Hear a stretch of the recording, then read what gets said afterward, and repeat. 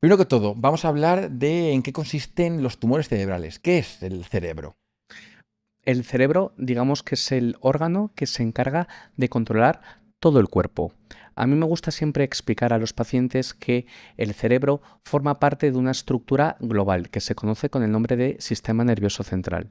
Me gusta también poner el ejemplo como si se tratase de un árbol. En el árbol, digamos que hay diferentes partes. Por un lado tenemos la copa, donde podemos encontrar ramas, pétalos, fruta, y luego tenemos el tronco. Lo que sería la copa se podría corresponder a lo que entendemos nosotros por cerebro, y lo que sería el tronco haría referencia a la médula espinal. Y esto es importante porque en los tumores cerebrales tenemos que distinguir dónde se origina y en qué punto se localiza. Porque sí que es verdad que aunque hoy vamos a hablar de los tumores cerebrales, es muy importante diferenciar entre aquellos que son propiamente del cerebro o aquellos tumores que igual se han originado en otro punto y luego en la evolución de la enfermedad acaban llegando al cerebro. Cuéntanos por qué es importante conocer esto, porque creo que hay mucha confusión en la población con respecto a este tema. Totalmente de acuerdo, Pablo. De hecho, es muy común que nosotros cuando tenemos una primera entrevista con los pacientes en la consulta y le preguntamos por sus antecedentes oncológicos, muchas veces nos dicen, no, pues mi madre o mi padre o tuve un familiar que sí que tuvo un tumor en el cerebro. Y nosotros preguntamos, ¿era un tumor del cerebro o provenía de alguna otra parte del cuerpo? Y muchas veces cuando tú haces esa matización, sí que te dicen, ah, pues es verdad, tenía como una mancha en el pulmón. ¿Y esto por qué es importante? Porque en líneas generales los tumores cerebrales, los más frecuentes, son aquellos que provienen de otras partes del cuerpo, es decir, lo que se conoce con el nombre de metástasis. Mucho más frecuente en el día a día en consultas, de hecho, encontrarse un paciente que incluso puede que debute con síntomas cerebrales o del sistema nervioso central y que sea una metástasis que sea propiamente un tumor de origen cerebral.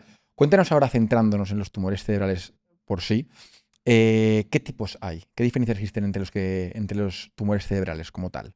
Vale, pues como comentaba antes, cuando nosotros hablamos del cerebro o en este caso de la copa del árbol, nos encontramos que tiene diferentes partes.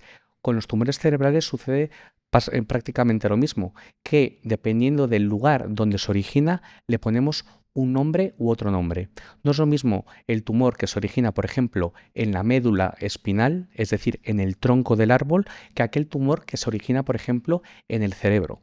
Dentro de los tumores que se originan en el cerebro, el origen, la célula que digamos origina ese tumor, se conoce con el nombre de célula glial. Y de ahí viene un concepto muy importante que más adelante desarrollaremos, que son el concepto de los gliomas, que es Vale. como se conocen a los tumores cerebrales.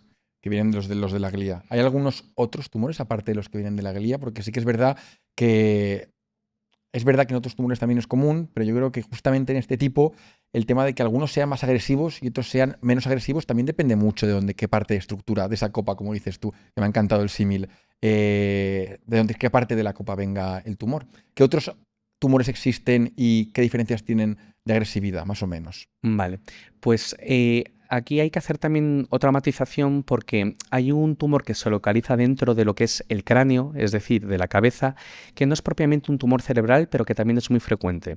Es el meningioma. El meningioma es un tumor de características por lo general benignas, pero que no se localiza en la copa, sino digamos en la envoltura, como en la capa que recubre el cerebro. Eso es un tumor que tiene un comportamiento típicamente benigno.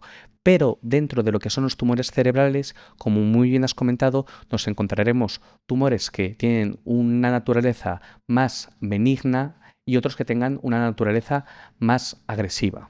Y en ese caso, el más conocido, por desgracia, porque también su evolución es la que es la peor, es el glioblastoma. Cuéntanos por qué es tan central o tan importante en el mundo de los tumores cerebrales. Exacto. El glioblastoma es quizá el tumor más característico de los tumores cerebrales primarios, de esos que se originan propiamente en la copa del árbol. ¿Por qué es tan importante? Porque es el tumor más frecuente de los originados dentro del cerebro. Aproximadamente en España se diagnostican unos 1.500 casos. Vale. Podemos plantearnos, bueno, 1.500 casos tampoco son tantos, pero como yo siempre digo a los pacientes, da igual el número, lo importante es el paciente y al final que cada tumor es importante. Muy bien, hablemos ahora para entender un poco más la importancia de este tipo de tumores. ¿Cuál es su frecuencia? Hablemos de epidemiología.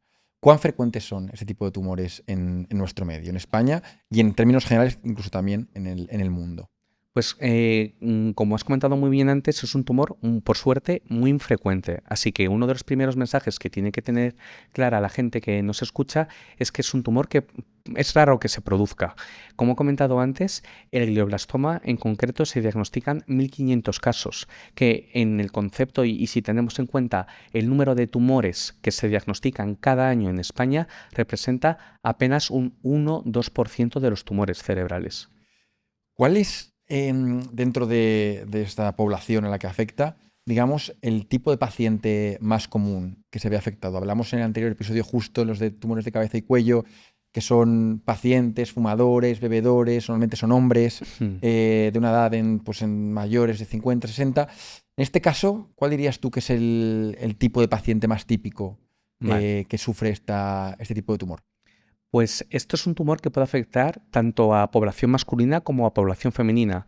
Si bien es cierto que los estudios que se están viendo demuestran que hay una mayor prevalencia, es decir, hay un mayor número de pacientes masculinos que se ven afectados por el tumor. El grupo poblacional, es decir, de edad que más frecuente se ve afectado, son aquellos pacientes varones entre los 40 y los 65 años, pero como decía antes, afecta tanto a población masculina como a población femenina.